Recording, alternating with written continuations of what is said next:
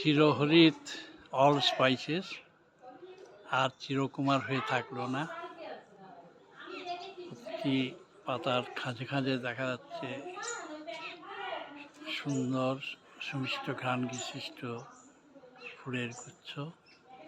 সেই ফুলের গুচ্ছ আপনারা দেখুন, প্রচণ্ড গরমে এরা ফুল দায়নি হয়। যাক, বহুদিন পর এই গাছে আমি ফুল দেখছি।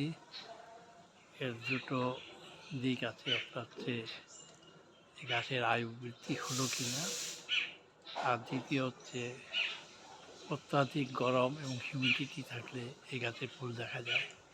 যাক, ফুল খুবই সুমিষ্ট এবং ঘ্রাণ বেশি।